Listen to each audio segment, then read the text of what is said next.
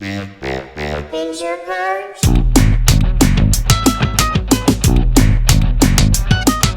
Binge or Purge?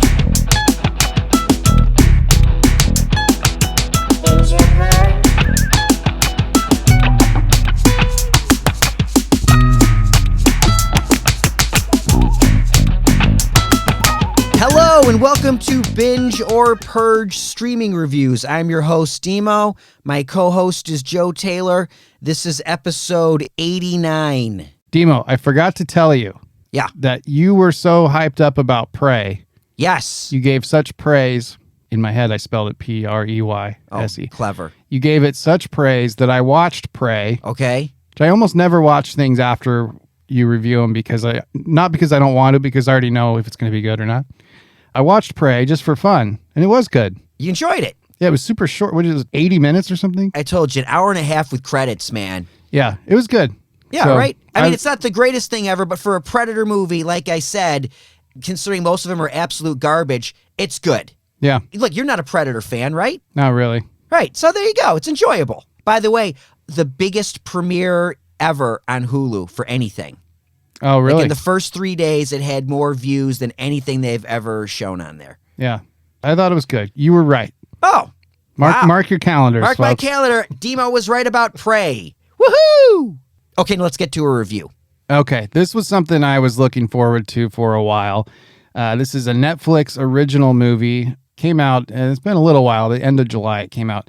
This is called The Gray Man, action movie, a little over 2 hours long. 2 hours and 2 minutes. 2 hours and 2 minutes. With credits. With credits. I was excited for this because it stars Ryan Gosling. Who you love. And that could be the whole review right there. Ryan Gosling, I realized by watching this movie, especially the first 10 minutes of it, he's the closest we have to John Wayne at this point.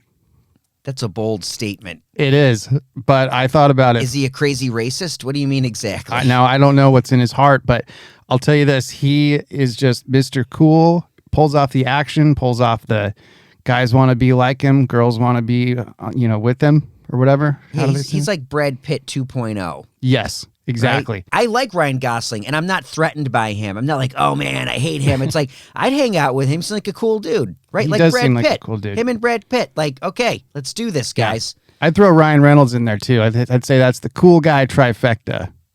Okay. I like Ryan Reynolds as well. He's got that goofy side. I think they all three have a goofy side. Well, Gosling can be funny. He can be really funny. And in this movie, he's particularly snarky. He's the best part of this movie as far as I'm concerned. Oh, yeah, for sure. I mean, he's given the most ridiculous things to do and say, and then he just pulls it off with like these, they're not even really one-liners, but they're just, thanks. Yeah. I mean, that's it. He's like this giant action sequence. Someone rescues him and he goes, Thanks. oh yeah, that's the right response. It shouldn't be. It's just ridiculous. Yeah. But like for some reason, the way he does it, I'm like, okay, cool. Did we say who else is in this? I'm getting there. Okay, so speaking of over the top or extreme things to do, Chris Evans is in this. He plays the villain. He's cartoonish, and I mean that in a good way. Very slender. He's got the mustache. The pedo mustache. Right. Super creepy. If he could twirl it, he would. Yeah, he's like the guy from, what was the Rocky and Bullwinkle, the evil villain that was always tying people to the train tracks. Yeah. That's this guy. Yeah. Now I'll say what it's about real quick. Oh, don't leave out Anna de Armas. Oh, I'm gonna get there. I've got a Okay. whole list. Let's never leave her out. I'll give you the summary. It's the Bourne Identity. That's what this movie is. It's For idiots. It's a CIA operative. It's the Bourne Identity for dummies. Right. There is nothing in this plot that is in any way intricate or like, oh, wow, what a twist. I mean, it's flatlined. I'm a spy. Ooh, now we got to get rid of you because someone's got the chip. Yeah. Right? We got to get the chip that'll blackmail everybody. And that's the movie. Right. You're waiting for something else and like, no, that's it. And then it's a bunch of fighting. Yeah, it is. It's the CIA secret agent, black ops guy, and then they decide the head of the CIA, who's also a 22-year-old guy somehow, Right. Yeah. just doesn't fit the profile of, I want to see like, what were those guys that were in all the Tom Clancy, the Clear and Present Danger? Those are the guys like Robert Cox. That's who I want to see play the head of the CIA. Robert Cox. Brian Cox? Brian Cox. Yeah, that's what I want to see. Robert Cox. That was Dimo's nickname in college. Robin Cox. Robin Cox.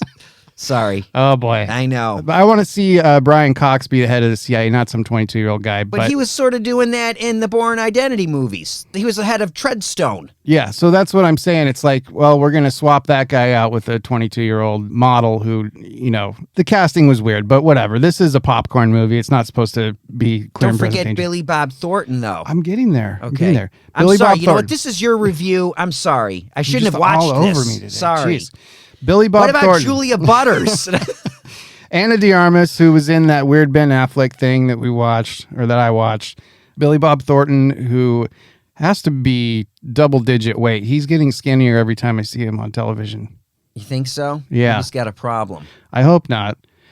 He's in it. He's great. Now, who did this, you want to ask, audience? I already Go know. ahead, Dimo. You say. The Russo brothers. Yep. And you go, who are the Russo brothers? They're the guy that bring you the Marvel movies. They did Infinity War and Endgame. Captain America, Winter Soldier. They're the guys, right? Right. So you're like, okay, this is going to be great. And then it's like, this is nothing. There's nothing here. There is nothing in this movie except some fun line deliveries from Ryan Gosling. The rest is just filler that you've seen in a million other movies. Now, here's the thing I didn't like about it. It starts out very fun, very playful, very James Bond. Then it gets a little serious. There's the story with the girl and everything. There's some heart to it, or they attempt to breathe some sort of human quality to it. But here's the thing I didn't like about it. It's rated PG-13. However, there's no less than 200 people getting shot close range in the head in this thing. And the timing of when this was released, there's 2 or 3 like mass shootings in a public square of civilians and stuff. Not great timing. But when is the timing, Joe? Because that's all the time. Yeah, Mass shootings. I guess. When do you release this movie? I don't 20 know. years ago? But Do it you was know like what the I mean? same It's like, weekend. Like I said, the same weekend as a mass shooting. Yeah. How do you avoid that? There's a mass shooting going on as we're recording this. Yeah. Okay? It was very, very violent, and it wasn't just like the A-Team violence where like they shoot at a van and it flips over. This was like cabbage cannon. Remember Yeah. the cabbage cannon? That was my favorite invention of theirs. That really took out a bunch of people. this was more like, and I don't know why I keep laughing. This is more like someone walks up behind someone and blows their brains out from behind over and over and over and over and over. Wait, it's John Wicky. Everything has to be John Wicky now, Apparently. right? It was just a lot of people getting shot in the head. It was seriously, I think I tried to count for a while. It was over 200 people getting shot. Just a little too graphic for me for a PG-13 movie. I'm sorry. I didn't like Were you watching it with your fictional niece? No. Who was like, I can't watch this, Uncle Joe. No, it was just a little much on the gun violence, I thought. And I that's guess. coming from someone who likes action movies and all of that stuff. Very graphic. So know that going in. Anyway, it was a fun action thing. It was Jason Bourne with an hour-and-a-half gunfight. What do you think? It's Jason Bourne with a lobotomy. Like this Sure. is just complete nonsense. It had the story with the little girl, though. That was nice. Oh, great. She had the heart problem or something. Yeah, and they track her because of the Pacemaker. The pacemaker. Yeah. Great. That was the one clever bit of writing in this whole thing. Look if you like Ryan Gosling, which we do, it's fun. Just don't go in expecting anything close to meaningful. It's complete fluff. It's a perfect Netflix movie. Yeah. Like in that they spend a boatload of money, get a whole bunch of stars, and they're like, script? What? Who needs that? No, they just need a poster. This movie, they basically just shot it off of the poster. They're like, we get it. Action. Yeah. Okay. All right, anyway. this is yours. You say what you think. I think if you're okay with watching a lot of gun stuff, it's a binge. It was fun.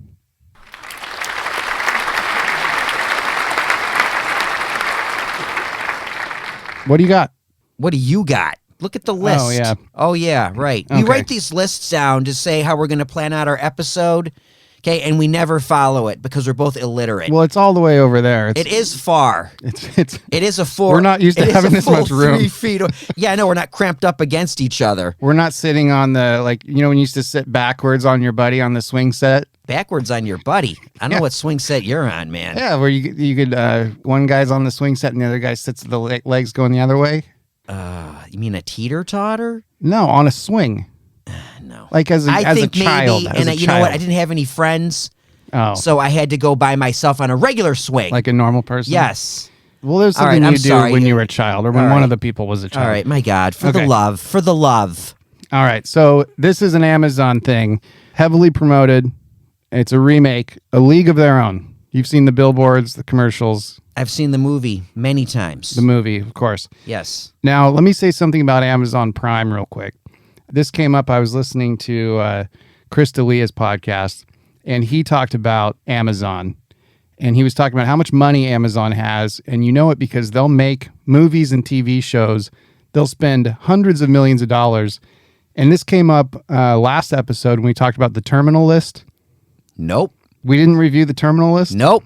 We did not. Are you serious? I'm positive. Okay, well, I'm the we're one going that puts to. these together. Okay, We have not reviewed the terminal list. We're going to. Okay, so then we didn't talk about it last time, did we? I guess not. No. But there's another perfect example of when you hear about the stuff that they make and who's in it, not so much A League of Their Own. There's not a lot of star power in that. But the terminal list, for example, they make things that have A-listers in them that not one person's ever heard of. I mean, there's stuff on Amazon that I've told you about, stuff with Michael Imperioli in it, stuff with other people, and you're like, what is it? Never heard of it. Yeah. You're saying they don't promote it? What do you mean? They promoted the crap out of the Jack Ryan thing, Right. starting 2 years before it came out. And then there's other stuff that just sails under the radar, Yeah, like most things. like My most God, things. I have to go to other people and go, what should I be watching right now? So it's like someone tells me about something, I'm like, oh, okay. I mean, I Right. have a list of stuff that are people telling me to watch, and I'm like, when do you want me to watch these things? Right. It just can't happen. Well, teaser for the terminal list. There's some huge star power in that, and I didn't even know about it till one of our listeners told me about it. All right, A League of Their Own, okay? They did promote this. They promoted the crap out of this. Right. Now, this is about, I know that you're familiar, but for people who aren't, A League of Their Own is about, now don't laugh at this next part, Dimo. It's about women playing baseball. I'm not laughing. You're Okay. the one that's making a sexist joke. I'm not. I'm all for I was it. just saying don't laugh at it. I'm not laughing at it. Okay. It's about a female baseball team in the mid 1940s, at the time the war was going on. It's just a carbon copy of the movie for the most part. Nick, Oh, really? It's not trying anything new? no. Let me guess. Nick Offerman plays the Tom Hanks part. Yep. Wow. And here's the worst part. He's in it for 1.5 episodes. What? Yeah. He just disappears in episode 3 and that's the end of him. So You watched this whole thing? yep. How many episodes? This is 8 1-hour episodes, a little less than an hour, I think, most of them. Yeah, Nick Offerman's in 3 of them. Now, the biggest names besides him, and I don't know, you certainly wouldn't call him an A-list name, but I like Nick Offerman. I like him too, but he's no Tom Hanks. No, Anyway, it ain't Abby Jacobson. now here's the thing. Broad City, I think, is one of the worst shows ever made. Oh. Can't stand it. I'm not a fan, but you're going to get some hate on that one. People love Broad City. People who are stoned out of their minds, maybe, or something, I hate it. Okay. Now, when I took classes at UCB, they had a poster of Broad City on the wall That's where posters go. Yeah. of them. And because I guess they took classes there at the New York one. If I were UCB, I would have put that poster over at the Groundlings. Abby Jacobson is one half of Broad City. She redeemed herself with this. She absolutely carries the show. Oh, She's very good. good. She's funny. I mean, there's a lot of funny stuff in this. It gets off to a slow start because I think they cast a lot of up and coming talent. Yeah, The I'm oth- looking at this list. I recognize maybe 3 people, and one of them is only because I saw them do stand up. DRC Carden. Is that how you pronounce her name, DRC, or is it Darcy? It is just Darcy. She changed the spelling because she was a big fan of Darcy Retsky from the Smashing Pumpkins, who spelled it with an apostrophe. Okay, well, whatever. She's in Barry. She's in The Good Place. Some other stuff. How is she in this? She's fantastic. Oh, Her and Abby Jacobson, they're sort of the simultaneous are they the Lori protagonists. Petty and the Gina Davis Yeah. characters? Yeah. Okay. Now, this goes into a whole, there's kind of there's 3 sort of main stories throughout this series. There's the baseball part of it. And I got to say, I was pleasantly surprised. They got a lot of the baseball stuff right.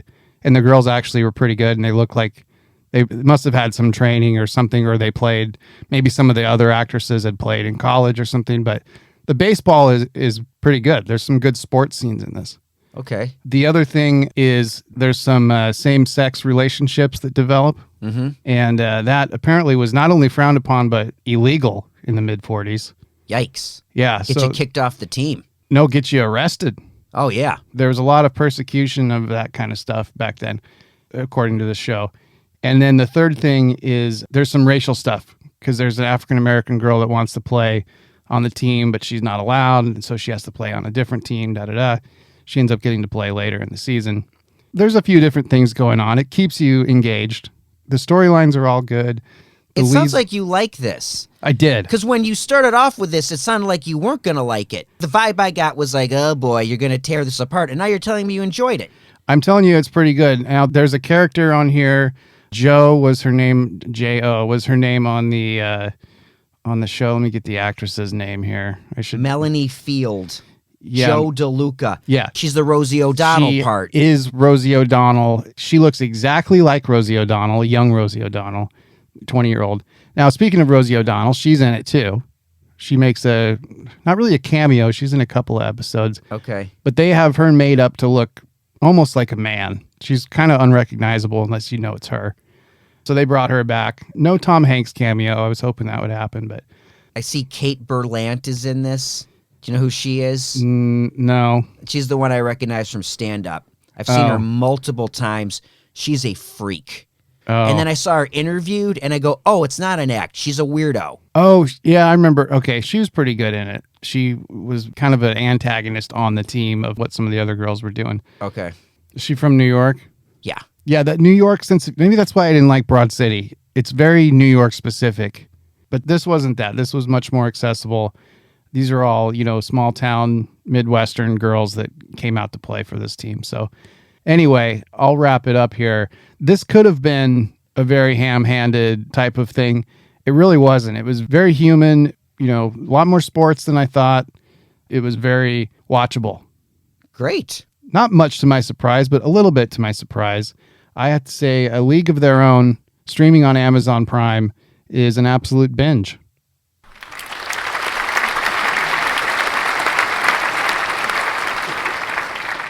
Okay, I did two things, man. It's your turn. Oh, wonderful. I have a show that I've been wanting to review for a long time. I know I did that with Peaky Blinders a while back. Took forever to get that out. But this is For All Mankind. It's an Apple TV Plus show. It just concluded its third season. It has been picked up for a fourth season. Each season is 10 episodes. They run from 48 to 76 minutes. This is a big commitment, I gotta say, but it is worth it. This came recommended to me from listener Joe Persici. He said, you're gonna cry. And I was like, no, I'm not. I am not gonna cry. What's wrong with you? He goes, I'm telling you, man, you're gonna do it. And I did. I gotta say, multiple times throughout these 3 seasons, I have teared up. And wow. Yeah. This is probably the best show that no one I know watches. Other than listener Joe, I don't know anybody that watches this show. I have to go on Twitter to find like-minded people like me, and it has a good fan base, enough where Apple has picked it up for a 4th season. Good. It doesn't really get the recognition it deserves. It does have problems. There's melodrama in it that sometimes borderlines on soap opera, but when it concentrates on space, it is fantastic. Now, here's the deal. This is an alternate history show about the United States space program. And it starts from the fact of what if Russia, the Soviet Union, got to the moon before America did. And then it goes from there. So it's weird. It's sort of okay, an example is John Lennon was never shot. All these these little encapsulations every season of what's happened in the world. So it's here's what you know, but it's things are just different. Things are weird. And sometimes that can be to the detriment of the show because season 3 happens in the 90s, but we're already on Mars. Right. And we have cell phones and stuff and video conferencing. And you're no, we didn't. So you've got to put that out of your head there. You got to sort of let that go when the technology doesn't really match with the times because of the story they're trying to say, and it can throw you off. Season 1 takes place in the early 1960s, right? The beginning of the space program and getting to the moon. and then the early 1970s. It's a lot of years there. It's actually only about 4 years. It starts in 1969 and goes into the early 1970s. Season 2 jumps to the 80s. They're on the moon, dealing with this moon base they've created. And then season 3 is getting to Mars.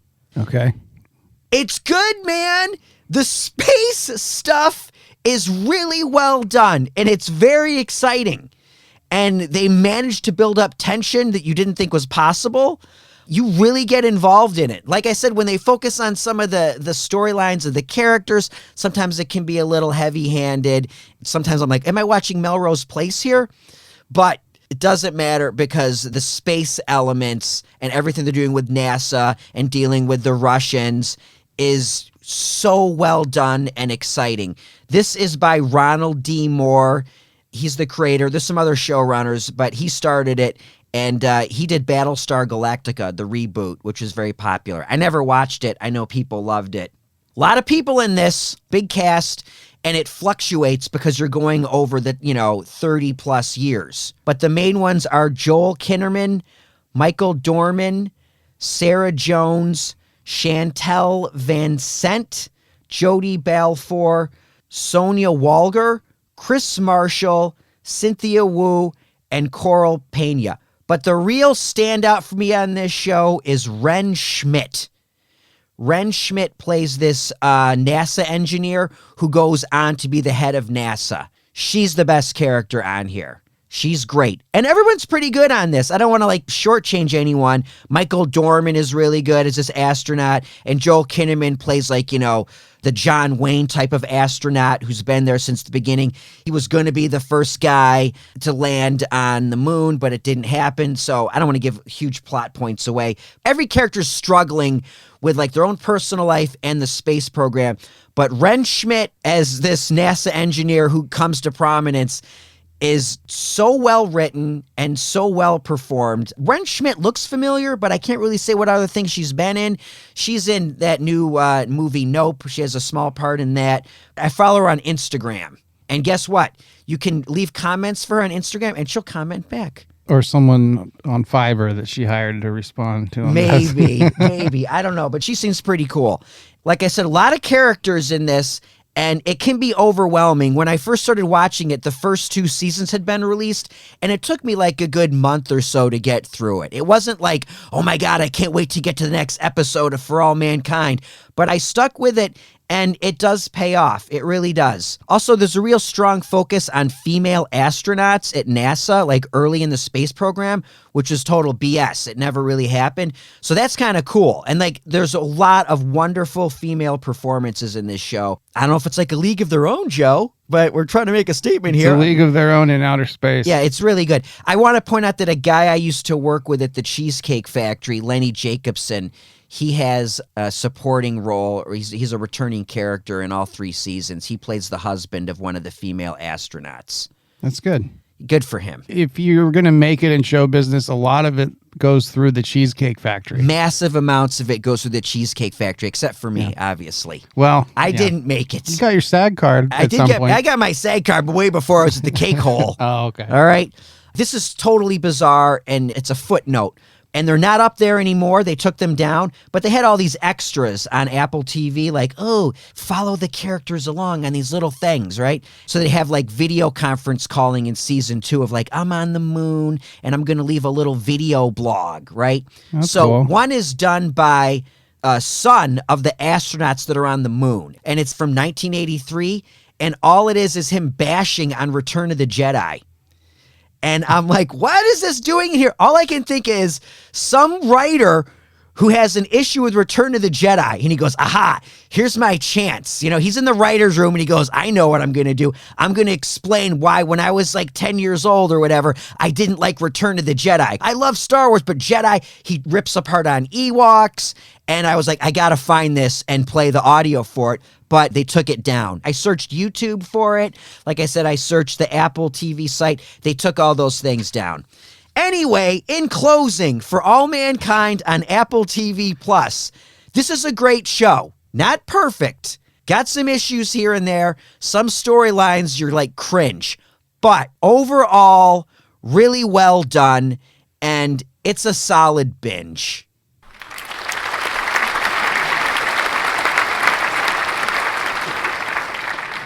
Now, are you going to ask me if I've seen this? Oh, have you seen this? Yeah, I had this. Whoa. Yeah. You've watched this show? Yeah. How much have you watched? I've only seen all of season 1. Okay. I started watching season 2 and I kind of lost track. But here's the Okay. thing. This was on our list. We were going to review this a long time ago. I wanted to talk about season 1 right after it came out, and we didn't get to it. It got bumped and then we forgot about it. But I was actually just looking back to see if we had reviewed season 1. I know what we Okay. haven't reviewed. That's why I was looking, and, Okay. and we didn't, but I know for a fact I had it on my list of stuff. Okay. So do you want to hear my notes? on it? Absolutely. First of all, Joel Kinnaman, if you're familiar with the shape of an upside down triangle, that's what his shoulders look like. If you've seen Altered Carbon, where he has his shirt off the whole time, No. he has the most broad shoulders of anyone I've ever seen on planet Earth. Just jacked. Now, he's slimmed down a little bit, I think, for this. Anyway, that was one of my notes. The other was I work sometimes at a place where they came into Location Scout. I know I've told you this story. I don't remember any of this, so spill it, Okay. because I have no memory. They wanted to use a room at this place that I work at sometimes that is the same size as this. What's it, 10 by 10 or something? And they were going to pay for the place to close down for the day, the whole office. We were like, well, how many people? And they were like 150. So Apple's spending a lot of money on stuff too, apparently. Anyway, I watched the first season. I loved it. I don't know why I stopped watching it, but I guess I'll have to get back into it. I thought it was incredible. Yeah, I would have said binge too had you asked me. It's my review, That's true. but I'm glad that you watch it so you can, support what I'm saying. Yeah, it's very good. Like I said, I didn't know anybody that know it, and then I find out you've been watching it. Well, it was one of the only things on Apple back when it started. It was a first when Apple opened up. When you first got an Apple subscription, this was one of their premiere shows. Their 5 shows or whatever they had. Right. Like I said, it's up for season 4. They're going to go Yeah. into production pretty soon. And since you watched season 1, keep with it, man. Yeah. Because it gets better. Okay. It definitely gets better. Well, I And love the it's good. premise of it, Right. of the alternate history, like you said. So I agree with everything you said, man. Definitely binge. Yeah, everybody. Like, if you want to get involved in a new show that is going to pay dividends for you, but it's a bit of a commitment, definitely For All Mankind on Apple TV+. I just want to say, sometimes you say we're looking forward to something. I can't believe I hadn't mentioned this till now, and by the time you listen to this, we'll probably be in episode 8 of it, but HBO's Game of Thrones spin-off prequel House of the Dragon is now out. As the time we're recording this, the first episode is about to premiere, and I am psyched. Because here's the thing. I know a lot of people are like, they want to rip on Game of Thrones right now and F that because of how it ended. These people need to remember one thing. Game of Thrones was incredible for a massive amount of time, and everybody loved it until the end. So I am going into this new show open-minded and hopeful. All right. Wow. I know you're not Sounds- going to watch it. I think you're looking forward to saying how bad it is. I think that your hope is that it's terrible. Oh, secretly. no. I want it to be good. I want good stuff. Okay. Okay? Some part of you wants to be able to rip Look, on it. here's the thing. If it sucks, it'll be an easy tear. You know what I mean? I'll be like, Yeah. let's just purge this bitch up. Maybe there's a part of me that wants it to suck. All right, fine, because I can bitch about it. Like, what were they thinking? Not enough nudity. Or in your case, too much nudity. Right, Joe? It was Yeah. too violent. It was too dirty. Too much female nudity. Yeah, you hate that. You'd rather look at Joel Kinnaman's shoulders. They're hard not to, man. I mean, they got to be 6 feet from blade to blade. yeah, he's a big guy. He was in that horrible RoboCop reboot. Oh, yeah. Absolutely awful movie. Horrible. He was also in Hannah, which was the worst original Amazon movie ever made. Oh, I didn't see that. Yeah. He had some crazy thing where he was getting blackmailed by some model that he slept with, and she went nuts, and he had to take her to court, and she threatened his family and everything. I guess crazy Wow. drama. I don't know. Anyway, blah, blah, blah. Wrap us up, Joe. Give us a recap. All right. So first we talked about Gray Man, Netflix original movie, Ryan Gosling, Chris Evans, Billy Bob Thornton, Anna de Armas. Thank you. I said it was a binge, although it's incredibly violent. It's silly. You're worried about the violence. My thing was, it's just silly. Second, we talked about A League of Their Own, about the women playing baseball. Dimo. Why do you keep doing this? I have no problem with women Okay. playing baseball. Why do you think I'm anti-woman? Well, I'm saying don't laugh at that part. I'm not laughing. Okay. Why would I laugh at this? I don't. There's Dimo, no laughing in baseball, Joe. That's true. There's no laughing in baseball. Oh, that line makes there's no crying in baseball. That line makes an appearance in the reboot, of course. Of course. Has to. Of course. Anyway, that was a binge. It was good. On Amazon. On Amazon. And finally, For All Mankind on Apple TV Plus, Yes. which now they differentiate between the two. What are you talking about? When I go into my Apple, I have to go to a separate place to go to Apple TV Plus. Yeah. For All Mankind, I've seen the first season. Dimo's seen all 3. It's coming back for a 4th, and we both say binge. Yes. Big time. All right. Well, get a hold of us. Recommend some stuff. Yeah, hit us up on our email account at bingeorpurgepodcast@gmail.com, Twitter at bingeorpurge. We're on YouTube. Text me. Send smoke signals. Send a raven, if I may. That's a little House of the Dragon reference for you. Send a raven, folks, of what we should be watching over here. Or not watching. You know what? Send us a recommendation of what sucks, and we'll either agree with you or not. I don't care. Just communicate with us. Recently, we had a couple people leave us some voicemails, and keep them coming. If you're a voicemail virgin, please don't be afraid. Pop that cherry, okay? Uh-oh. Okay. Joe's getting red in the face. Is this going from PG to R for you, Joe? I don't want to offend. All right, let's get out of here. As always, we want to thank Jess the Facts. You can follow Jess the Facts on Instagram at the Jesse Greer. That's Jesse with a Y. So for Joe Taylor, my name is Dimo. This has been Binge or Purge Streaming Reviews. Thank you so much for listening, and we'll see you next time.